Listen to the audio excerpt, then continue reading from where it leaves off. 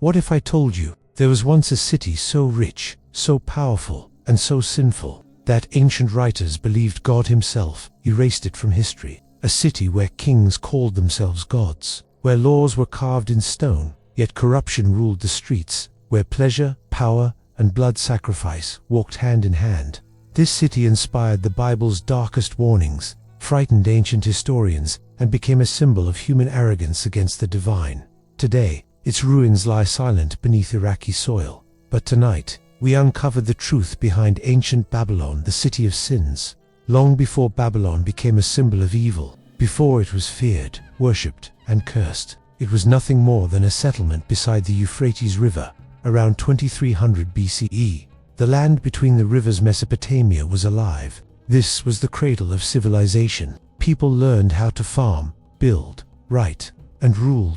And Babylon was perfectly placed. The Euphrates provided water, trade routes, and protection. Merchants passed through. Ideas flowed like currency. But Babylon didn't rise because of geography alone. It rose because of ambition.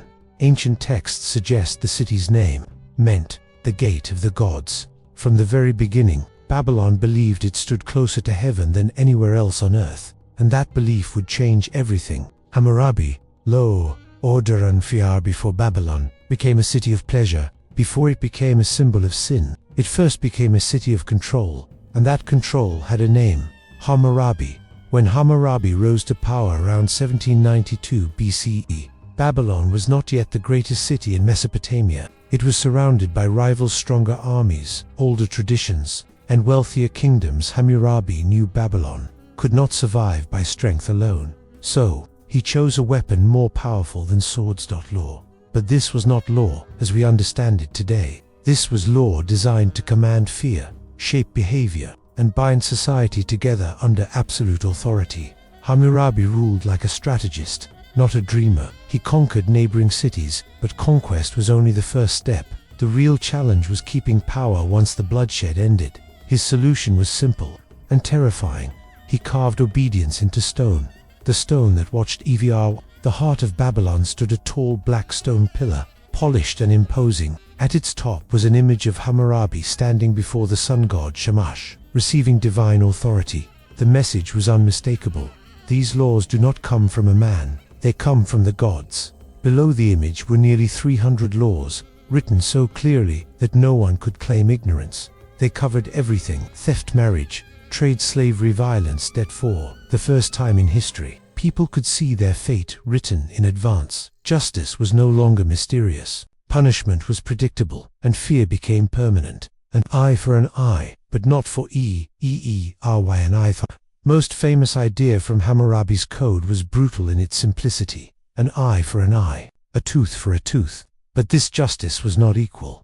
Babylonian society was divided into strict classes: nobles, commoners, slaves. If a noble blinded another noble, his own eye would be destroyed. But if a noble blinded a slave, he paid a fine. A life was worth less depending on who owned it. The law protected order, not fairness. It preserved hierarchy, not humanity. Babylon was stable, but mercy was rare. When accusation meant death to some, laws were so severe they chilled the soul. If a man accused another of sorcery and could not prove it, he would be executed. If a builder constructed a house that collapsed and killed the owner, the builder would be put to death. If the collapse killed the owner's son, the builder's son would be killed instead. Punishment extended beyond the guilty. Families paid for crimes together. In Babylon, responsibility did not end with the individual. It spread like a curse. Why the people didn't Babylon rebel? Because Hammurabi was careful. The laws were harsh, but they were consistent. People knew what awaited them if they disobeyed. There was no guessing, no mercy, no escape. And most importantly, the laws were said to be divine. To disobey the king was to disobey the gods. Fear became faith. Obedience became worship. Order built on fear under Hammurabi. Babylon transformed as trade expanded. Cities paid tribute. Roads became safer.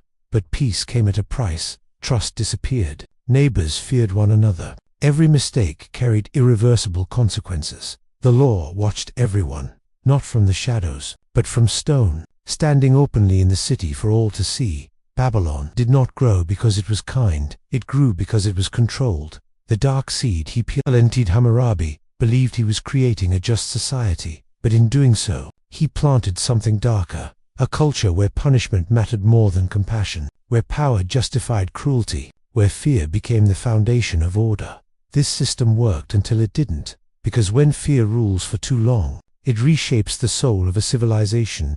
And Babylon would one day pay the price. Hammurabi gave Babylon law, but he also taught it something dangerous, that authority does not need love, only obedience. And Babylon would never forget that lesson. As Babylon grew powerful, it grew arrogant. Its walls were massive. Some ancient writers claimed chariots could race on top of them. Its gates were decorated with gold and lapis lazuli. The most famous of all, the Ishtar Gate, glowed blue under the sun, covered in dragons and bulls, symbols of gods and domination. But nothing defined Babylon more than the tower, the ziggurat, believed by many to inspire the legend of the Tower of Babel, a man-made mountain reaching toward the heavens. Babylon was sending a message: we do not fear the gods, we stand beside them.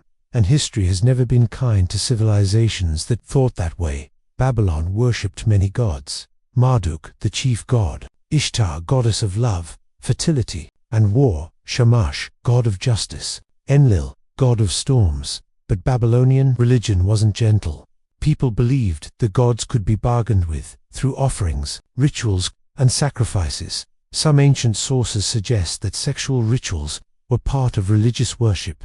Temples were not just places of prayer, they were places of pleasure, power, and control. Women, especially temple priestesses, were often forced into sacred prostitution, not as choice, but as duty. Babylon didn't separate faith from desire, it merged them, and the line between worship and corruption disappeared. The city of pleasure, and seen by its peak, Babylon was the richest city on earth. Gold flowed through its streets, spices, silk, wine, and slaves arrived daily. And where wealth gathers, excess follows. Ancient writers describe Babylon as a city that never slept. Music echoed at night, banquets lasted for days, wine flowed like rivers. Morality weakened, powerful men abused the weak, slavery expanded, human life became cheap.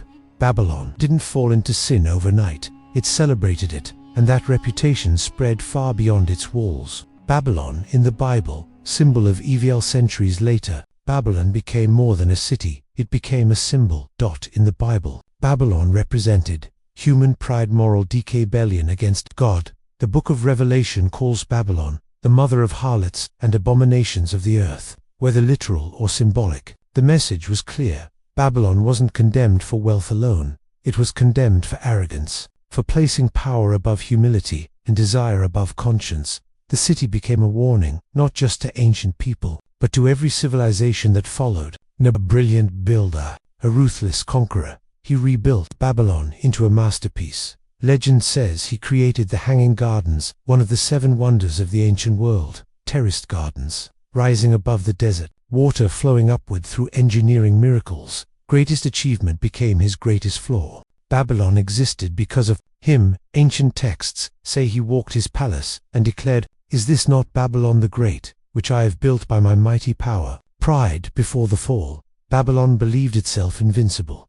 Its walls were too thick, its gates too strong, its enemies too weak. Then came Cyrus the Great of Persia. Instead of attacking the walls, Cyrus did something unthinkable. He diverted the Euphrates River. As Babylon celebrated a festival, drunk, distracted, confident Persian soldiers walked through the riverbed and entered the city without a fight. No great battle, no heroic defense. Babylon fell in a single night. The city of sins was conquered while celebrating its own greatness. History doesn't get more ironic than that. Babylon never fully recovered. Empires came and went, Persian, Greek, Roman.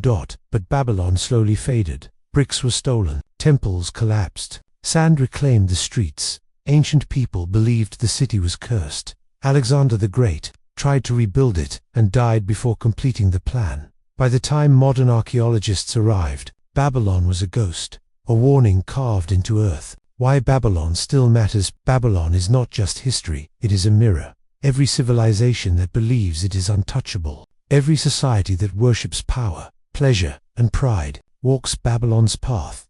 The city of sins didn't fall because of enemies, it fell because it forgot limits. And history has one brutal lesson: when humans believe they are gods, collapse is never far behind.